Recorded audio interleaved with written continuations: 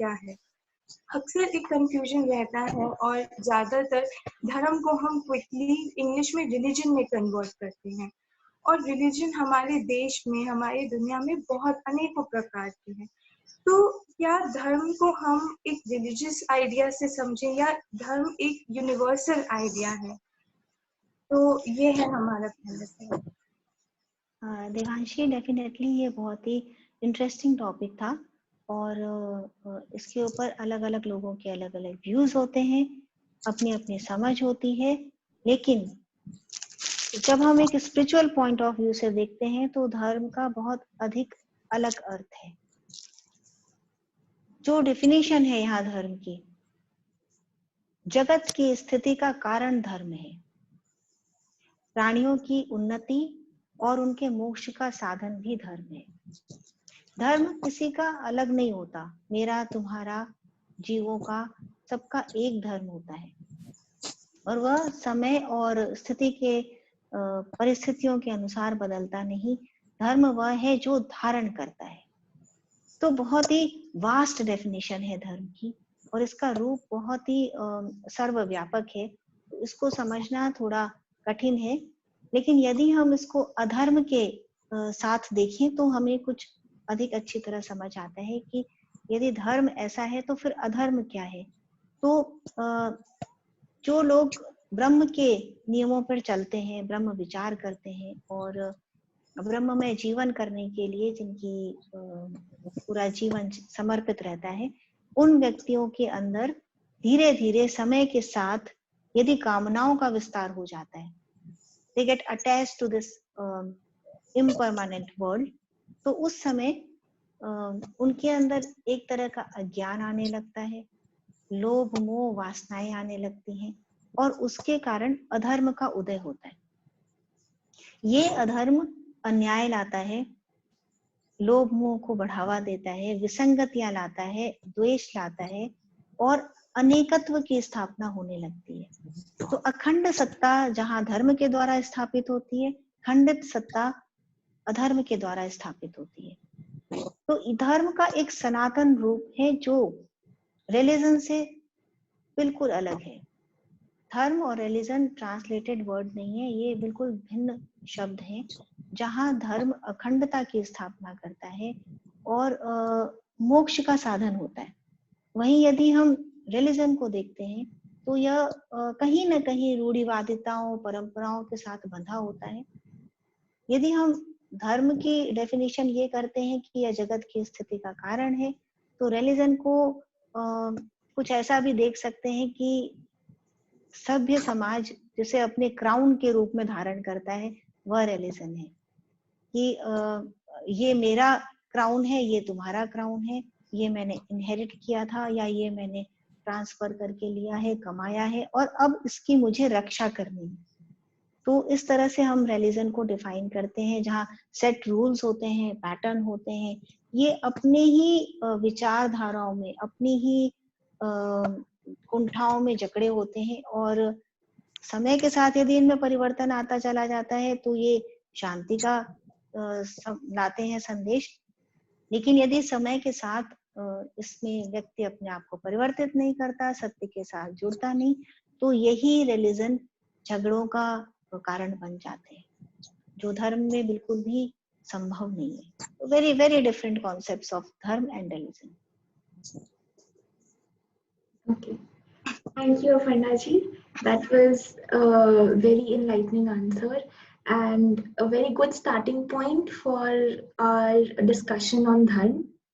So, अगला question मैं आपसे ये करना चाहूंगी कि जैसा आपने बोला कि धर्म बहुत ही यूनिवर्सल कॉन्सेप्ट है और वो धारण करने की चीज है। एक तरह से देखा जाए तो धर्म creates to leads humanity towards what we call utopia, कि सब एक यूनिटी में रह रहे हैं, सब पीसफुली रह रहे हैं और सब हैप्पी हैं, कंटेंट हैं। जितना आप एक ऐसे कॉन्सेप्ट की तरफ जाओगे उतना शायद हम सोच सकते हैं कि ह्यूमैनिटी धर्म पर है। तो क्या हम ये कहें कि अपने कर्तव्य कर्म करते रहें, उनका पालन करते रहें तो हम अपने धर्म को कैसे जाने? क्या वो हमारा कर्तव्य कर्म है? हर जीव का कर्तव्य कर्म अलग होता है, और उस तरह से देखा जाए तो हम अपने धर्म को कैसे जाने? और फिर यहाँ पे एक और कॉन्सेप्ट आ जाता है स्वधर्म का। तो क्या स्वधर्म और धर्म एक ही चीज है या फिर अलग अलग चीजें हैं? स्वधर्म ही कर्तव्य है। ये सही है कि यदि हम धर्म को एज ए ड्यूटी देख रहे हैं तो धर्म का तो रूप विस्तृत है, या तो यूनिवर्सल कॉस्मिक लॉज हो गए जो गवर्न कर रहे हैं। तो स्वधर्म एक व्यक्ति विशेष या वस्तु विशेष का कर्तव्य है। अब इसकी ये इंडिविजुअलिटी को देखता है, तो अलग अलग व्यक्तियों का, अलग अलग वस्तुओं का अलग अलग हो सकता है। जैसे इसकी गहराई को समझने के लिए यदि हम अग्नि को लेते हैं, तो अग्नि का धर्म क्या है? अग्नि का धर्म है जलना। उसके अंदर जो ताप है वह उसे अग्नि बनाता है। तो धर्म को यदि हम हटा दें उसमें से, उसके जलने की प्रवृत्ति को और उसके ताप को हटा दें, तो अग्नि की क्या आप कल्पना कर सकते हैं? तो धर्म के बिना उस वस्तु विशेष की कल्पना ही नहीं हो सकती। जैसे जल है, तो जल का धर्म है बहना, लिक्विडिटी। अब लिक्विडिटी हटा दीजिए तो जल जल या तो बर्फ के रूप में दिखाई देगा या वाष्प के रूप में दिखाई देगा। तो ये जल का धर्म है। तो इस तरह से स्वधर्म को हम डिफाइन कर सकते हैं। और मनुष्यों के लिए यदि हम स्वधर्म को देखते हैं तो जैसा भगवान भगवत गीता में कहते हैं कि अपने ही धर्म पर रहना चाहिए। दूसरे के धर्म को ग्रहण करना उत्तम नहीं है, क्योंकि तब आप उस धर्म के साथ न तो दूसरे के धर्म के साथ जस्टिफाई कर पाओगे और ना ही अपने धर्म के साथ जुड़ पाओगे। तो तीसरे अध्याय में सुंदर श्लोक मिलता है हमें, नंबर 35 भगवान का। ये पूरा कॉन्सेप्ट हम जितना भी धर्म का देख रहे हैं, ये गीतोन्मुख धर्म देख रहे हैं। तो भगवत गीता के साथ हम इसको जोड़ते चले जाएंगे। भगवान कहते हैं अर्जुन से, श्रेयान स्वधर्मो विगुणः परधर्मात् सुनिश्चितात् स्वधर्मे निधनम श्रेय परधर्मो भयावह। अपने ही धर्म में रहना उचित है, पर धर्म में जाना भयानक हो सकता है। अपने धर्म को निभाते हुए यदि आपकी मृत्यु भी हो जाती है तो यह अधिक उत्तम है इससे कि आप दूसरे के धर्म को अपनाएं। इसीलिए भगवान अर्जुन को कहते हैं कि तुम्हारा क्षत्रिय का धर्म है तो तुम युद्ध करो। अब स्वधर्म और धर्म क्या ये भिन्न भिन्न दिखाई देते हैं? तो इसको समझने के लिए मैं आपको एक उदाहरण देती हूँ। ये देखिए, मेरे पास एक सुंदर माला है। तो माला का धर्म क्या है? माला का धर्म क्या है? या इसको हम ईश्वर को चढ़ा सकते हैं।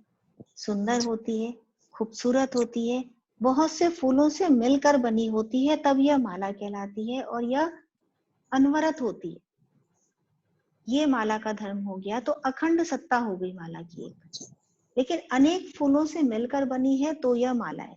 यदि इसमें फूल नहीं होते अनेक, तो यह माला नहीं होती। अब एक फूल का हम धर्म क्या देखें कि वह खुशबू देता है, वह भगवान पर चढ़ता है, वह सुंदर होता है। अनेक तरह के फूल मिलके, गुलाब का अपना धर्म हो सकता है, गेंदा का अपना धर्म हो सकता है, उनके रूप गुण अलग अलग हो सकते हैं, लेकिन दोनों ही फूल हैं और जुड़ करके माला में कन्वर्ट हो जाते हैं। तो जब माला के अंदर लग जाते हैं तो उनके स्व अपने अपने धर्म समाप्त होकर के एक सिंगल संपूर्ण वैश्विक धर्म का निर्माण होता है। तो स्वधर्म उस विश्व धर्म के साथ समाहित हो जाने वाला होता है, उससे अलग नहीं करता, तोड़ता नहीं, वह संसार के धर्म को जोड़ता है। तो अलग अलग व्यक्तियों का, अलग अलग जीवों का अपना धर्म मिल करके एक वैश्विक धर्म की संरचना करता है। तो किसी भी वस्तु, जीव या मनुष्य का धर्म प्रकृति के धर्म से भिन्न नहीं हो सकता, उसके साथ जुड़ता है, उसकी गहराई को, उसके घनत्व को और उसके परिमाण की वृद्धि करता है। Okay. थैंक यू माँ। ये बहुत ही एक अलग तरीके का अंडरस्टैंडिंग है, जैसा हम समझ रहे थे कि हमें ऐसा लग रहा था कि धर्म और स्वधर्म अलग अलग हैं और कैसे हम उन्हें एक साथ ला सकते हैं। तो वेरी जो ट्रू देवांशी। इसमें देखो जो स्पिरिचुअल अंडरस्टैंडिंग होती है वो हमेशा थोड़ा हटके होती है। मटेरियलिस्टिक व्यू पॉइंट हमेशा स्पिरिचुअल व्यू पॉइंट से डिफर कर जाते हैं। सॉरी।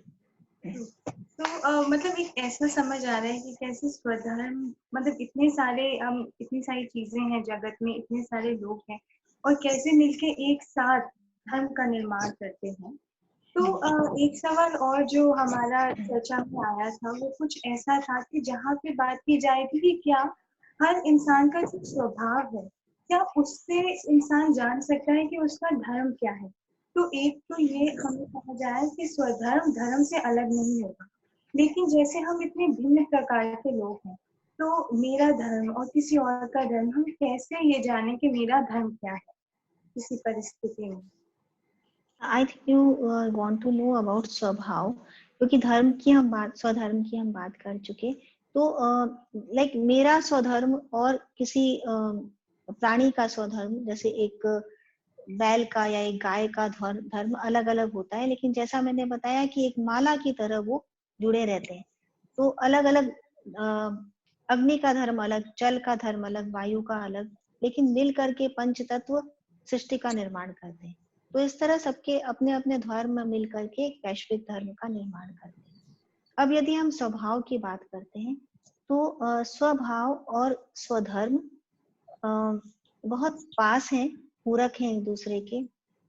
और कभी कभी ऐसा लगता है कि एक ही बात को हम कह रहे हैं दो शब्दों से, पर थोड़ी भिन्नता हम उसमें पाते हैं। तो जैसा हम भगवत गीता में देखते हैं कि मनुष्यों के स्वभाव दैविक और आसुरी दो प्रकार के हम देख सकते हैं। जो दैविक स्वभाव के लोग होते हैं उनके अंदर सद्गुण की प्रधानता होती है। आसुरी स्वभाव वाले लोगों में हम तम गुण की प्रधानता देखते हैं। तो इस तरह अलग अलग स्वभाव के धनी होते हुए भी वे जब युद्ध की तरफ अग्रसर होते हैं, साधना की, यज्ञ किया और एक युद्ध की शुरुआत हुई। अब यहाँ पे यह युद्ध जो है वह जगत के अंदर होने वाला, हथियारों से होने वाला युद्ध नहीं, यह मनुष्य के मस्तिष्क में चलने वाला दैविक और आसुरी शक्तियों का युद्ध है। कि अपने ही स्वभाव के अंदर, जैसे एक परिस्थिति में एक व्यक्ति को क्रोध आ गया, अब क्रोध आने से उसके अंदर तम बढ़ गया, लेकिन दूसरी परिस्थिति में वही व्यक्ति शांत है और उसके अंदर सद्गुण की प्रधानता है। तो एक ही व्यक्ति के अंदर दो प्रकार का स्वभाव हो सकता है, भिन्न भिन्न परिस्थितियां उसकी जनक हो सकती हैं। तो इनके अंदर द्वंद्व चलता रहता है। एक ही व्यक्ति के अंदर कभी दैविक शक्ति जीतती है और कभी आसुरी शक्ति जीतती है। तो उसके स्वभाव का निर्णायक उस समय ये शक्ति होती है जो ओवर पावरिंग होती है। यहाँ पर उसको रोकने की आवश्यकता होती है। जैसे भगवत गीता में दूसरे अध्याय में आप देखिए 31, 32 एंड 33 श्लोक में हमें मिलता है, जहाँ भगवान बताते हैं कि तुम्हारा स्वधर्म क्या है अर्जुन को, कि तुम्हारा जो स्वभाव है वह क्षत्रिय का स्वभाव, तुम्हारा धर्म क्षत्रिय का है, तो तुम्हारा स्वभाव क्षत्रियोचित है। अब यदि तुम युद्ध नहीं करोगे, क्योंकि यहाँ पर आकर महाभारत में, कुरुक्षेत्र में आकर अर्जुन के मन में संशय उत्पन्न होता है। हम भगवत गीता की शुरुआत इसी से देखते हैं। वह कहता है कि मैं कैसे इनका वध करूं, मेरे सामने मेरे पिता के समान गुरु हैं, सब भाई बंधु खड़े हैं, मैं उनका वध नहीं कर सकता। तो उसके संशय का समाधान करते हुए भगवान कहते हैं कि तुम यदि यहाँ पर युद्ध नहीं भी करोगे तो ये तुम्हारी कायरता है, तुम स्थिति का सामना करने से भाग रहे हो, और क्योंकि तुम्हारा स्वभाव क्षत्रिय का है इसलिए वह तुमसे युद्ध तो अवश्य कराएगा, और तुमने यदि यहाँ से पलायन किया तो तुम पाप के भागी होगे। यदि तुमने युद्ध किया और तुम हारे तो तुम्हें मृत्यु प्राप्त होगी और तुम्हें स्वर्ग का सुख मिलेगा। यदि तुमने युद्ध किया, तुम जीत गए, तो तुम राज्य का सुख भोगोगे। तो दोनों केस में तुम्हारी विजय। लेकिन तुम यदि युद्ध नहीं करोगे जो तुम्हारे स्वभाव के अगेंस्ट है, देखिए उसके युद्ध ना करने के पीछे तो भगवान क्या कारण देते हैं कि युद्ध नहीं करना गलत क्यों है, क्योंकि तुम्हारा स्वभाव नहीं है, वह तुम्हारा धर्म नहीं है वह। तो तुम यदि यहाँ से पलायन करोगे तो क्योंकि वह तुम्हारा धर्म नहीं है, तुम्हारा स्वभाव नहीं है, और इस समय अनाचार की वृद्धि हो रही है, तो तुम्हें पाप के भागी होगे और तुम्हें मृत्यु मिलेगी। तुम इस जीवन चक्र से हमेशा के लिए बंध जाओगे। तो इस तरह मनुष्य का स्वभाव ही उसको बहुत सी चीजों के लिए प्रेरित करता है, और उसी में आगे चल के उसकी वृद्धि निहित है। धन्यवाद अपर्णा जी, ये बहुत ही बढ़िया एक्सप्लेनेशन था और सोचने के लिए था। एक क्वेश्चन जो अभी आपने बताया उसमें से मुझे कुछ डाउट्स हैं, जैसे कि आपने बोला कि आप जितने अपने स्वभाव के करीब आओगे उतना आप सधर्म पे होगे। तो आज की स्थिति को देखते हुए क्या ऐसा है कि लोग अपने स्वभाव से दूर जा रहे हैं, जैसे जो चोरी कर रहे हैं, वायलेंस कर रहे हैं, इतना एंगर हो गया है, हेट्रेड हो गया है, तो क्या लोग अपने स्वभाव से दूर जा रहे हैं या फिर उनका स्वभाव ही ये हो गया है? यदि हम मनुष्यत्व की बात करें तो वो मनुष्यत्व के धर्म से दूर जा रहे हैं, और यदि हम इंडिविजुअल मनुष्य के स्वभाव की बात करें तो उनका स्वभाव ही ऐसा होता जा रहा है, क्योंकि वो उसको सत्य समझ रहे हैं, जो वो कर रहे हैं उसे राइटियस समझ रहे हैं, और उसकी हमेशा तारीफ करते रहते हैं। जैसे हम सब समय अपने आसपास एग्जाम्पल देखते हैं। सपोज एक बिजनेसमैन है और एट टाइम्स हम देखते हैं कि उसने किसी को ब्राइब किया या अपने जो वर्कर्स हैं उनको सैलरी नहीं दी, तो या फिर किसी गलत तरीके से पैसा कमाया, तो उसके बाद वो धन को प्राप्त कर लेता है और उसको जस्टिफाई करता है और खुश होता है कि ये उसने बहुत अच्छा काम किया। अब ये एक सिंपल एग्जांपल है, किसी के पॉइंट आउट करके नहीं है, तो जनरलाइज रूप में हम देखते हैं। अब ऐसे ही यदि हम मजदूर श्रेणी के लोगों को देखें तो उन्हें लगता है कि उनके ऊपर भ्रष्टाचार किया जा रहा है, उनको दबाया जा रहा है, तो वो कहीं पर चोरी करते हैं, कहीं पर गलत काम करते हैं और अलग तरह से अपने फ्रस्ट्रेशन को बाहर निकालते हैं। तो हर व्यक्ति ये समझ रहा है कि वो जो कर रहा है वो ठीक कर रहा है। तो इस तरह अपने स्वभाव को ही उसने धीरे धीरे जनरेट कर लिया है, इस तरह का बना लिया है कि हमको यहाँ पे देखना होगा कि स्वभाव किस तरह फॉर्म होता है। एक काम यदि बार बार किया जाता है तो आदत बन जाती है, और यदि वो बरसों तक किया जाता है तो वो स्वभाव में परिवर्तित हो जाता है। जैसे एक फकीर एक गांव में गए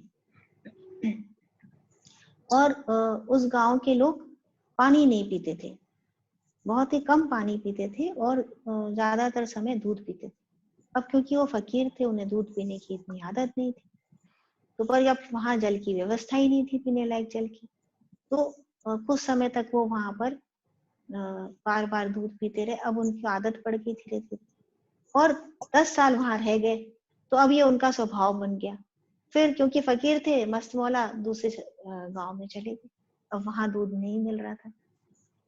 अब उनकी तबीयत खराब हो गई वहां जाके, तो लोगों ने कहा ये कैसा फकीर है जो दूध मांगता है।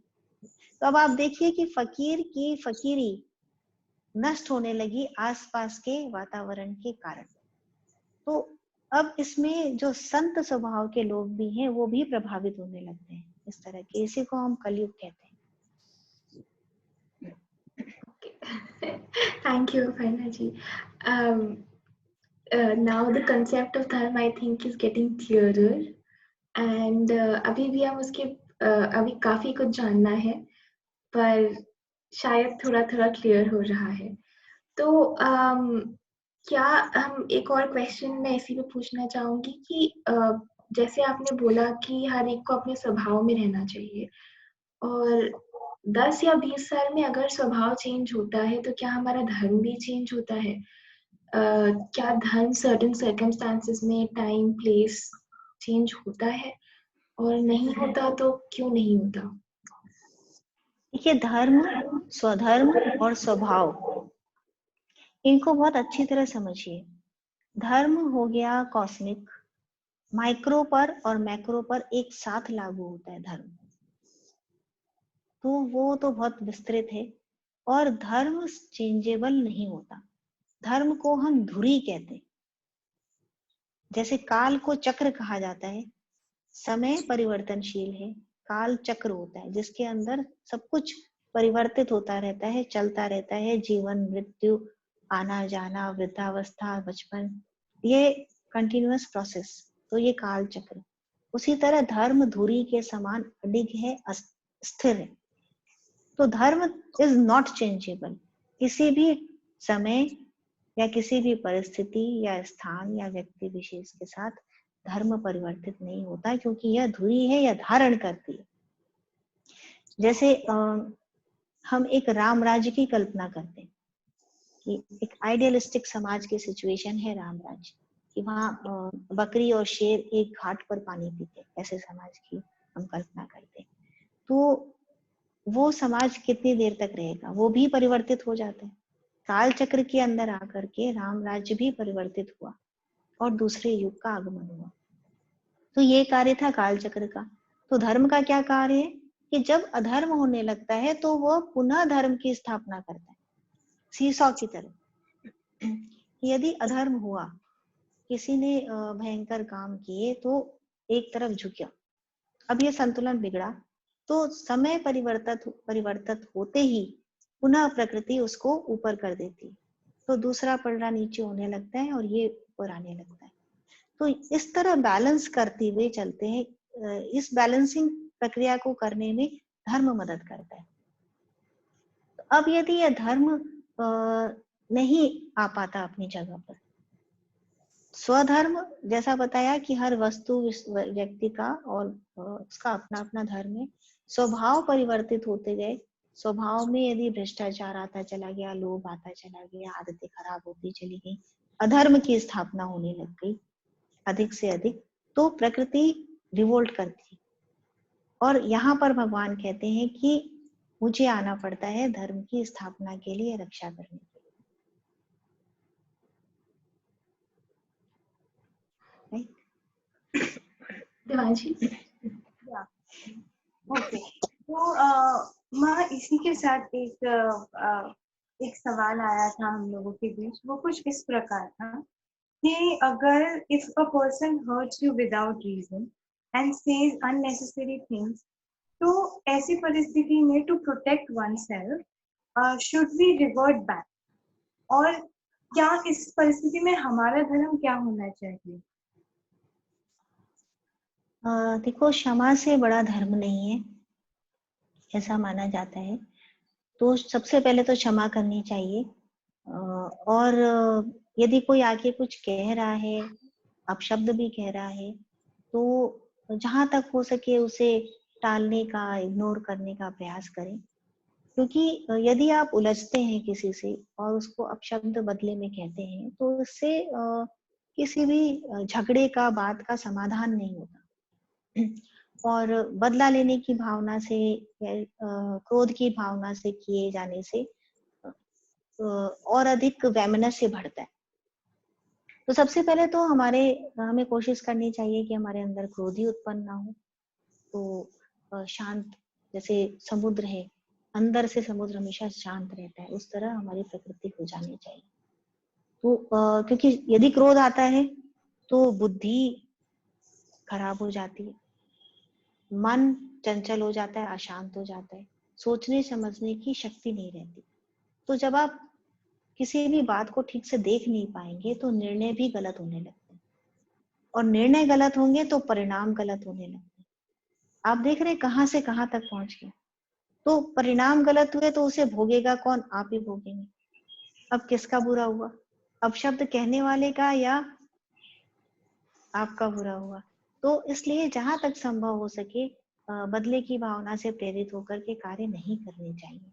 लेकिन किसी भी कार्य को करते रहने की एक सीमा होती है। तो क्षमा करते रहने की भी सीमा आ जाती है, और सामने वाले के शब्द कहने की या उसके द्वारा गलत कर्म किए जाने की भी सीमा आ जाती है।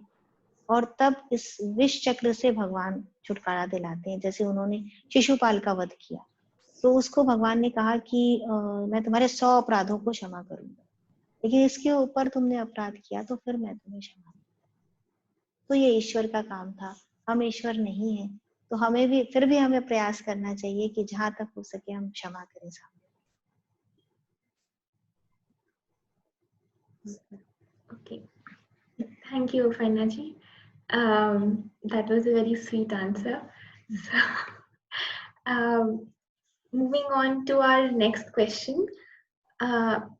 तो हम यहाँ पे आपका कोट पे एक बार रेफर करते हैं कि सॉरी देवांशी का पास कोट लिखा हुआ था ना? या कोट इस प्रकार है कि अहिंसा आवश्यक है, किंतु धर्म की रक्षा के लिए यदि शस्त्र भी उठाना पड़े तो वह उचित है। हाँ, थैंक यू देवांशी। सो यहाँ पे अहिंसा आवश्यक है, लेकिन अगर धर्म की रक्षा के लिए शस्त्र भी उठाना पड़े, तो what do you mean by धर्म की रक्षा? हम किस तरह धर्म को प्रोटेक्ट कर सकते हैं, और हम एज वन इंडिविजुअल ऐसे सिचुएशन में क्या कर सकते हैं, स्पेशली आज के सिचुएशन में? देखिए, संदर्भ आवश्यक है। कॉन्सेप्ट के हमने कहाँ से, कॉन्टेक्स्ट क्या है, हमने ये कोट उठाया तो उसके पीछे कहने वाले का अभिप्राय क्या है। तो यहाँ पर जो धर्म है उसका अभिप्राय कर्तव्य से है कि कर्तव्य की हानि हो रही है यदि, और समाज में भ्रष्टाचार की स्थापना होती जा रही है, यदि आप बुराई को बढ़ते हुए देख रहे हैं, तो ऐसी स्थितियों में धर्म की रक्षा के लिए शस्त्र उठाना आवश्यक माना जाता है।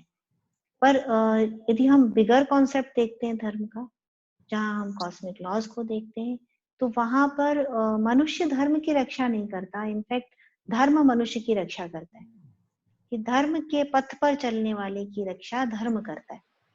अब यहाँ एक ही शब्द है धर्म, लेकिन इसका दो अर्थों में प्रयोग हुआ है कि जो कॉस्मिक लॉज हैं उसने जिन कर्तव्यों को आपके लिए डिफाइन किया है, उस पर चलने वाले की रक्षा वो कॉस्मिक लॉज स्वयं करते हैं। और यदि धर्म की हानि होती है, उन कॉस्मिक लॉज की हानि होने लगती है कि यदि अधर्म इतना बढ़ जाए मनुष्यों के बीच या जीवों के बीच, प्राणियों के बीच, कि पृथ्वी का संतुलन ही डगमगाने लग जाए इस जगत की, क्योंकि जगत की स्थिति का कारण धर्म है। अब यदि संतुलन डगमगा रहा है तो धर्म धुरी से हटने लग जाएगा, और धुरी से हटने से जगत की स्थिति डावाडोल होने लगी। तब भगवान कहते हैं कि मुझे आना पड़ता है। तो धर्म तो रक्षा कर रहा है प्राणियों की, जीवों की, जगत की, और धर्म की रक्षा करते हैं भगवान। तब वो कहते हैं यदा यदा हि धर्मस्य ग्लानिर्भवति भारत अभ्युत्थानम अधर्मस्य पर तदात्मानं सृजाम्यहम् परित्राणाय साधूनां विनाशाय चतुष्कृतां धर्म संस्थापनार्थाय संभवामि युगे युगे। कि मैं संतों की, साधुओं की, अच्छे लोगों की धर्म की स्थापना करने के लिए हर युग में जन्म लेता हूँ। कब जन्म लेता हूँ? जब पृथ्वी पर संकट आता है। तो एक बात ये कि संकट आना चाहिए, संकट आता है तब ईश्वर का जन्म होता है, और अधर्म बढ़ जाता है, धर्म की हानि होने लगती है, अधर्म बढ़ जाता है। तो ऐसी स्थिति में ईश्वर अवतार लेता है। कौन ईश्वर? वासुदेव। कौन कह रहे हैं इस बात को? भगवान श्री कृष्ण, जो वासुदेव हैं। और वासुदेव कौन हुआ? जिसका वास कण कण में है, वह वासुदेव। तो ईश्वर अवतार लेते हैं, इसका अर्थ ये नहीं होता कि चार हाथों वाले ईश्वर यहाँ आकर के खड़े हो जाएंगे और शंख चक्र गदा पद्म लेकर के। तो ये कल्पना है, सुंदर कल्पना है। अवतार लेने का अर्थ होता है कि प्रत्येक कण, माइक्रोकॉस्म और मैक्रोकॉस्म, प्रत्येक कण तैयार हो जाता है ठीक करने के लिए, संतुलन की पुनर्स्थापना के लिए। और कण कण में वो वासुदेव सामने आते हैं कि हम धर्म की स्थापना करनी। अब यदि आप अभी तक धर्म का अर्थ ठीक से नहीं समझे तो अब इस बात को समझना मुश्किल होगा कि किस धर्म की स्थापना हो रही है। किसी हिंदू मुस्लिम सिख रिलीजन की स्थापना नहीं हो रही। ये कॉस्मिक लॉज के कारण जो बिगड़ी हुई व्यवस्था है अधर्म के कारण, उस संतुलन की पुनर्स्थापना का प्रयास करता है यह हर कण इस पृथ्वी का, क्योंकि पृथ्वी ही नहीं जगत का, क्योंकि वह हर कण ही ईश्वर है। तो उसमें प्राकट्य होता है ईश्वरीय भाव का। ईश्वर के पास यश है, श्री है, समृद्धि है, प्रभाव है। तो वहां से जब परिवर्तन आता है तो उस परिवर्तन को कोई रोक नहीं सकता, उस परिवर्तन को, उस बैलेंसिंग प्रक्रिया को कोई रोक नहीं सकता। तो आज आप देख रहे हैं कैसे चेंजेस आ रहे हैं। अब एक एंगल से ये चेंज आपको बुरे लगे, अच्छे ना लगे, डर लगे, लेकिन यह जो ट्रांजिशन, ये ट्रांसफॉर्मेशन हो रहा है, ये धर्म की पुनर्स्थापना के लिए हो रहा है। अब हमें किस तरफ लेकर के जाएगा ये इस पर डिपेंड करता है कि हम अपने स्वधर्म का पालन कर रहे हैं या नहीं।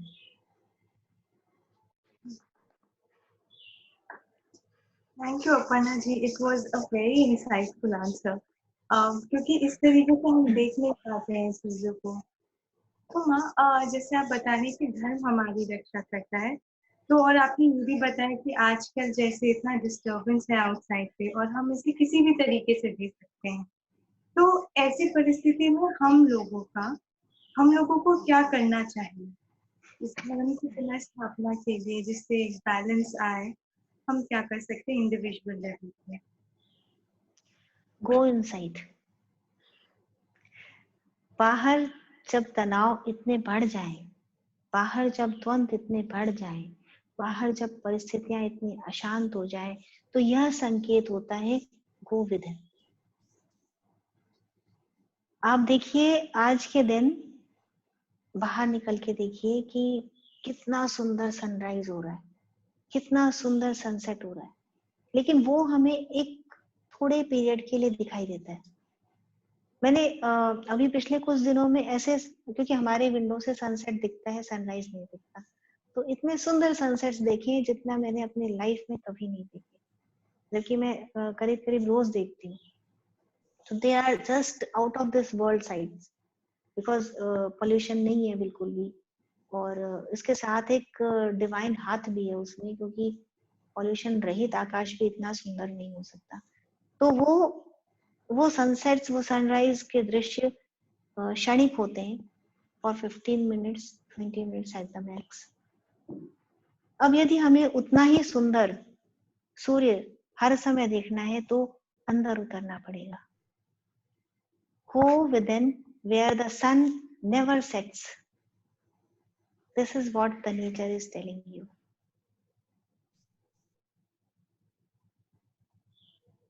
Thank you, Aparna ji.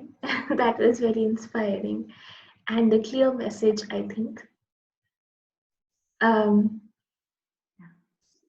So should we move on to our last question? We have, I think, 2 questions from Jyoti ji. She is asking, should we keep forgiving people who take advantage of us? And should we follow dharma as said by Lord Krishna, or follow the inner voice, which is another form of God exists inside? Your statement is contradicting statement है ये, क्योंकि भगवान ने भी यही कहा है कि forgive। भगवान ने ये नहीं कहा, जैसा कि देखिए भगवत गीता को समझना बहुत मुश्किल है, जितना इजी ये दिखाई देता है उतना इजी है नहीं। तो इसे बार बार समझने की कोशिश करिए कि भगवान श्री कृष्ण कहीं भी इसमें हिंसा के लिए नहीं कह रहे। वो ये नहीं कह रहे कि किसी ने तुम्हें थप्पड़ मारा तो तुम दूसरे गाल के थप्पड़ मारो। नो। क्यों महात्मा गांधी ने इसे अहिंसा का धर्म बताया? देयर इज समथिंग कि हम पूरे समय इसमें युद्ध की बात करते हुए भी युद्ध की बात नहीं कर रहे, क्योंकि ये युद्ध आउटसाइड युद्ध नहीं है, ये युद्ध मानसिक है। धर्म क्षेत्रे कुरुक्षेत्रे समवेता युत्सवा मामकाः पांडवाश्चैव किम कुर्वत संजय। तो प्रथम शब्द धर्म है भगवत गीता का। यह धर्म शास्त्र है, यह योग शास्त्र है, यह कहीं भी हमें हिंसा करने के लिए नहीं कहता। तो भगवान कृष्ण भी यही कहते हैं कि प्रेम का संदेश दीजिए, और तब तक दीजिए, तब तक प्रयास करिए जब तक कि ऐसा न लगे कि अब प्रयास के लिए जगह ही नहीं रह गई। तो बार बार प्रयास करिए, बार बार क्षमा करिए, यही मनुष्यत्व है, यही धर्म है। पर हम कब जाने, क्वेश्चन ये है कि क्वेश्चन ये होना चाहिए कि हम कब जाने कि अब अति हो चुकी। तो ये विजडम, नीर शीर विवेक जिसे कहते हैं, ये विजडम प्राप्त करने के लिए again go inside, because meditation gives you this wisdom to decide कि this is the time to attack, this is the time to not forgive one more time.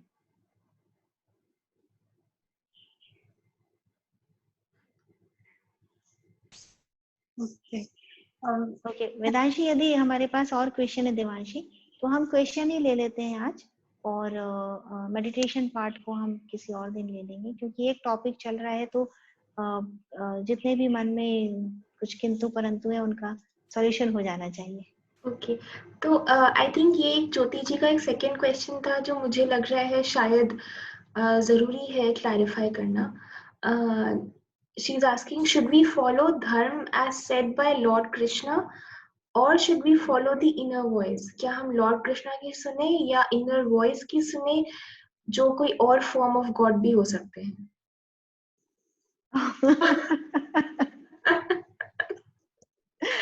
Jyoti ji, I would suggest कि आप यहाँ आ जाओ मेरे पास, और क्योंकि अब एक ही लेक्चर के अंदर मैं कृष्ण को तो क्या बताऊं। So Lord Krishna in Bhagavad Gita is not a devi devta जो अलग अलग होते हैं। Lord Krishna in Bhagavad Gita is nirakar Brahman, मया तत्विदम सर्वम जगत अव्यक्त मूर्तिना। भगवान कहते हैं भगवत गीता में कि मैं वह निराकार परमात्मा हूं जिससे यह जगत परिपूर्ण है। मतस्थानि सर्वभूतानि न ताहम न तेषाम माम अवस्थिता, कि मेरे अंदर सभी भूतों का निवास है और फिर भी मैं उनके अंदर नहीं हूँ। तो इस तरह के अनेकों श्लोक हैं इसके अंदर भरे हुए हैं। तो यह ब्रह्म की बात है, ये कृष्ण है जो वासुदेव है, कण कण में व्याप्त भगवान, आकार वाले भी और निराकार वाले भी।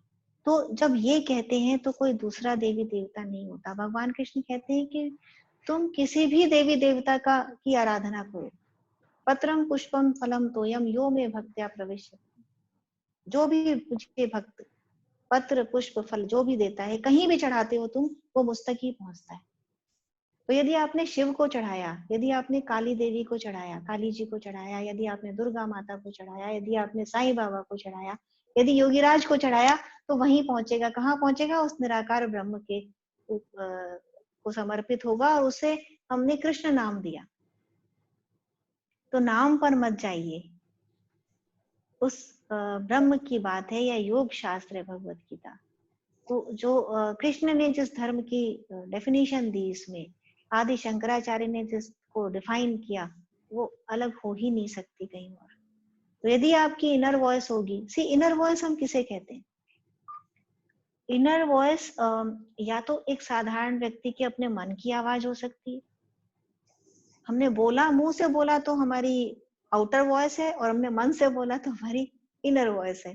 तो बोलने वाला तो मन ही है, चाहे वो बाहर से बोल रहा है चाहे वो इनर से। पर ये डिवाइन वॉइस तब होती है जब अगेन आप मेडिटेट करते हो, या भक्ति के द्वारा आगे बढ़ते हो, या साधना के द्वारा आगे बढ़ते हो, और उस ईश्वर के साथ आपके तार जुड़ जाते हैं, तब वो वॉइस डिवाइन वॉइस होती है। उसमें और भगवत गीता की आवाज में फर्क नहीं है। मेडिटेट करके देखिए।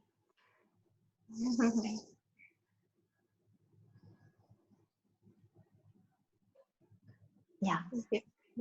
Thank you so much, Ma, for putting it forth so clearly. What does it mean, inner voice and outer voice? तो माँ एक और सवाल जो हमारे पास आया था वो ये था कि जैसे अभी बात हो रही है कि हमें क्या करना चाहिए, हमारा धर्म क्या है। तो एक I couldn't hear you properly, Devanshi. Please repeat. हाँ, मैं ये कह रही हूँ कि जैसे अभी बात हो रही है कि हमें क्या करना चाहिए, हमारा धर्म क्या है।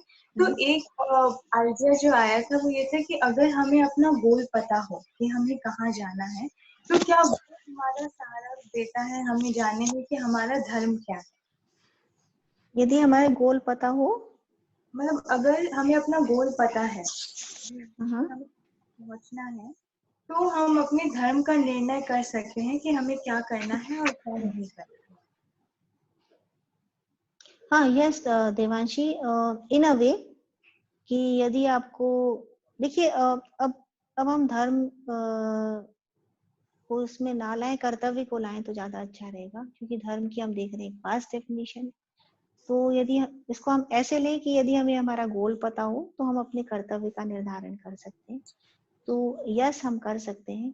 और जो अल्टीमेट धर्म है वो अल्टीमेट गोल के लिए ही होता है, कि आपका हर मनुष्य का अल्टीमेट जो धर्म गोल है वह है मोक्ष को पाना, ईश्वर के साथ मिल जाना, अपने ही स्वरूप को पहचान लेना। तो उसके लिए जब हमको वो गोल मिल जाता है तो उसके लिए हमें हमें हमारे सामने हमारे धर्म भी दिखाई देने लगते हैं क्लियरली। और यदि हम छोटे गोल्स को देखते हैं, उस गोल तक पहुंचने के पहले जो हमारे छोटे छोटे गोल अलग बनते हैं, टेम्पररी गोल कह लीजिए उनको, तो यदि हमें वो भी क्लियरली पता होंगे तो हमें हमारे कर्तव्य को डिफाइन करने में आसानी होगी। ठीक है। Thank you, Aparna ji. Moving on to our last question. तो ये आई थिंक सॉर्ट ऑफ एक कल्मिनेशन है कि और कुछ क्लैरिफिकेशंस के लिए भी बहुत ज़रूरी है। धर्म का सबसे डीपेस्ट मीनिंग जानने के लिए भी भगवत गीता को जानना बहुत ज़रूरी है। तो अकॉर्डिंग टू भगवत गीता, क्या वायलेंस, एंगर या पनिशमेंट एक्सेप्टेबल है इन सर्टेन सर्कमस्टांसेस? कहीं हम उसे जस्टिफाई करते हैं, या जैसे कुछ लोग बोलते हैं कि कृष्ण ने बोला वायलेंस करने के लिए, तो क्या ये सत्य है? कृष्ण ने कहीं भी वायलेंस के लिए नहीं बोला। कहीं भी इसको मिस इंटरप्रेट मत करिए। देखिए, उन्होंने क्या बोला भगवान कृष्ण ने, ये समझने के लिए कृष्ण बनना मुश्किल है। वो बनेंगे उस दिन तो मोक्ष ही मिल जाना है। लेकिन तब तक के लिए यदि हम अर्जुन बन के सुने तो ज्यादा अच्छी तरह समझ में आएगी भगवत गीता। तो अर्जुन क्या है? अर्जुन सरल है, सीधा है, श्वेत है और बिल्कुल निष्पाप, निश्चल मन रखता है अर्जुन। तो उस तरह से यदि हम देखते हैं भगवत गीता को तो हमें समझने में अधिक आसानी रहेगी। तो भगवान ने कहीं भी वायलेंस के लिए नहीं कहा। आप सिचुएशन को समझिए। देखिए, सिचुएशन क्या थी कि मोटी तौर पे यदि हम सिचुएशन को देखें तो दो सेनाएं थी, कौरव की, पांडव की। और कौरवों ने पांडवों का राज्य हड़प लिया था। अब कौरवों से अपना राज्य छीनने के लिए पांडव आक्रमण करते हैं। और यहाँ अर्जुन के मन में संशय होता है कि उसे ये आक्रमण करना चाहिए या नहीं करना चाहिए, क्योंकि सामने भीष्म पिता हैं, गुरु द्रोणाचार्य हैं, कृपाचार्य हैं, अनेक बंधु बांधव हैं। तो अब क्या हमें इनकी हत्या करनी चाहिए? अब इस बात को आज की परिस्थिति में देखिए। तो यदि प्रॉपर्टी है और दो भाइयों में झगड़े होते हैं, एक भाई अपनी प्रॉपर्टी पे, सारी पे कब्जा कर लेता है, तो क्या भगवान दूसरे भाई को कहेंगे कि सामने वाले भाई को और उसके अपने चाचा या इन लोग गुरुओं का कत्ल कर दो? आपको लगता है कि ईश्वर ऐसा आदेश देंगे आपको? न तो आपकी आउटर वॉइस ऐसा कहेगी, न इनर वॉइस ऐसा कहेगी, और न ही डिवाइन वॉइस ऐसा कहेगी। तो फिर क्या कह रहे हैं भगवत गीता में भगवान? क्यों उसे युद्ध करने के लिए कह रहे हैं? तो पहले ही श्लोक में इसका उत्तर हमें मिल जाता है। भगवत गीता युद्ध शास्त्र नहीं है, योग शास्त्र है। जो भी मैंने पहले भी बताया कि धर्म क्षेत्रे कुरुक्षेत्रे समवेता युत्सवा मामकाः पांडवाश्चैव किम कुर्वत संजय। संजय को पूछते हैं धृतराष्ट्र कि मेरे और पांडवों के पुत्रों ने जो युद्ध की इच्छा से वहां एकत्र हैं तो क्या किया, कहाँ पे एकत्र हैं? धर्म क्षेत्रे कुरुक्षेत्रे। और क्षेत्र क्या है? तो 13वें अध्याय में भगवान स्वयं लिख देते हैं, इदम शरीरम कौन्तेय क्षेत्रमिति अभिधीयते। यह शरीर ही क्षेत्र है। तो जब क्लियरली लिखा हुआ है तो क्यों ना हम एक बार पढ़ लें।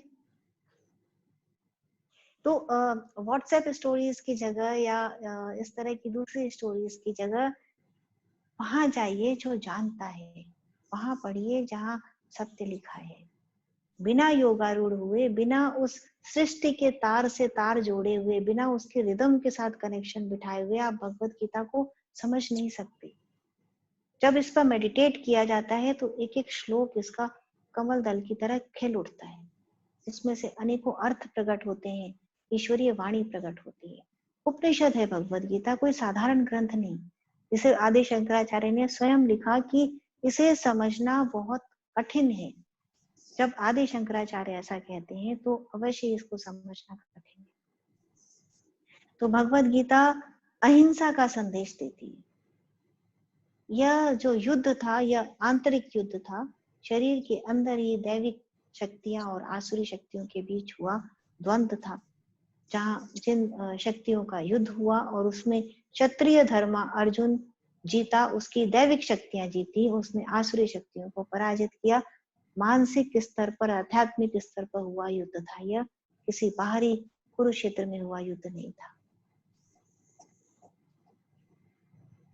तो अहिंसा परमो धर्मो, अहिंसा ही सबसे उच्च धर्म है, उसका पालन करें। Thank you, Aparna ji.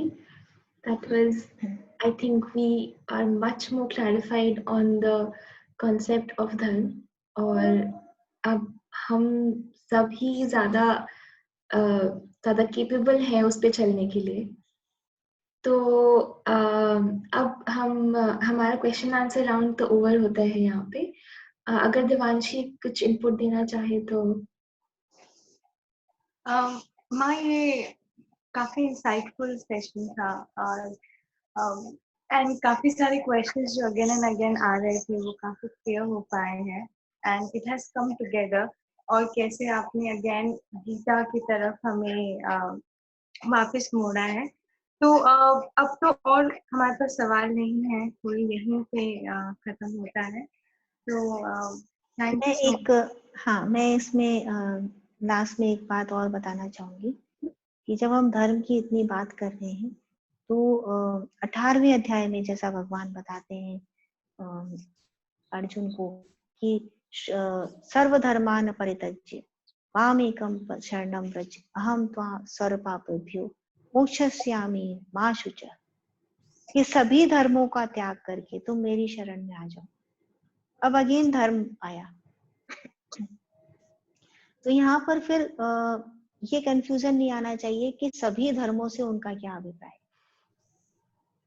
Hindu, मुस्लिम, सिख, ईसाई तो ये नहीं कह रहे भगवान कि तुम बाकी के धर्म छोड़ करके हिंदुत्व को अपना लो, नहीं, क्योंकि धर्म का तो ये अर्थ ही नहीं। और यदि धर्म एक कॉस्मिक लॉ है, एक है, अखंड सत्ता है, तो सब धर्मों का क्या अर्थ है यहाँ? तो यहाँ पर सर्व धर्म का अर्थ यह है कि अलग अलग कर्तव्य होते हैं तुम्हारे अलग अलग परिस्थितियों में, वो भी धर्म कहलाए सिंगुलर लेवल पे। तो तुम अपने अलग अलग कर्तव्यों को, यदि तुम्हें मोक्ष चाहिए, जैसे अभी देवांशी ने बात की थी कि हमारा गोल क्या हो, तो यहाँ लगभग अर्जुन को भी भगवान यही कहते हैं कि यदि तुम्हारा गोल मुझसे ही मिलना है और अपने सत्य स्वरूप को पहचानना है, तो तुम सभी धर्मों को, जो तुम्हारे अलग अलग कर्तव्य कर्म है अलग अलग परिस्थितियों में, उनको त्याग करके, देखिए कर्तव्य कर्मों को त्यागने के लिए कहा, लेकिन उस तरह नहीं कि इसका गलत अभिप्राय ना निकले।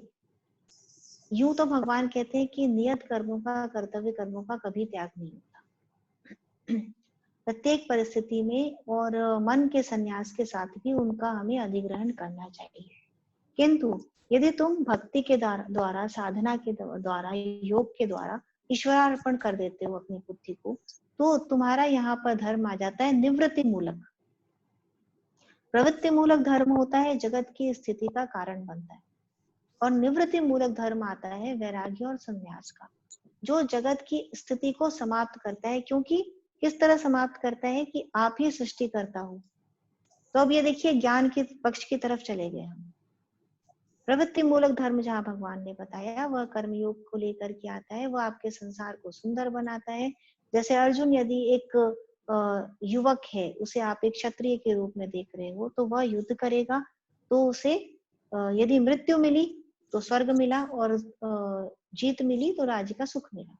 पर यदि एक सन्यासी है तो उसे क्या चाहिए? उसके मन में वैराग्य स्थापित है, तो उसे क्या चाहिए? तो अब वह भगवान से मिलना, मोक्ष चाह रहा है। तो यहाँ पर निवृत्ति मूलक धर्म आता है। तब उस स्थिति में सर्वधर्मान परित्यज्य मामेकं शरणं व्रज, कि तुम सभी कुछ छोड़ करके और मेरी स्थिति, मेरे शरण में आ जाओ पूरी तरह। और तब मैं क्या करूंगा? तुम्हारे सारे पापों को क्षमा करके और मैं तुम्हें मोक्ष प्रदान करूंगा। कितनी बड़ी बात, कितना वचन दे रहे हैं, कितना बड़ा वचन दे रहे हैं भगवान। क्योंकि गलतियां सभी इंसानों से हो जाती है, चाहते हुए न चाहते हुए हमसे ऐसे कर्म हो जाते हैं जो नहीं करने चाहिए। और अब यदि हम कर्म के सिद्धांतों को देखते हैं तो हर कर्म परिणति को प्राप्त होता है, तो हमें उसका अच्छा या बुरा रिजल्ट मिलता चला जाता है। तो इस तरह हम उस चक्र में बंधे रह जाते हैं, बाहर कैसे निकले। तब यहाँ पर ये भगवान ने बताया कि तुम सभी धर्मों का त्याग करके अपने जितने भी तुम्हारे कर्तव्य कर्म, इधर उधर, इसके प्रति उसके प्रति, सब त्याग करके मेरी शरण में आ जाओ। भक्ति से, साधना से, वैराग्य से, संन्यास से, तो मैं तुम्हें मोक्ष प्रदान करूंगा, तुम्हारे सारे पापों को क्षमा करके। लेकिन again I am saying, this is निवृत्ति मूलक धर्म। इसका पालन उन्हीं को करना चाहिए जो पूरी तरह संन्यास या योग पर आरूढ़ हो चुके हों। अन्यथा प्रवृत्ति मूलक धर्म कर्मयोग। तो आप सबके लिए कर्मयोग का पालन करिए, निष्काम कर्म की भावना लाइए, अंदर में अपने चरित्र को अधिक से अधिक स्ट्रांग बनाएं, ध्यान करें, साधना करें, परमार्थ का कार्य करें, यज्ञ दान तप करें और ईश्वर पर निधान। यही भगवत गीता का संदेश है और यही धर्म की परिभाषा।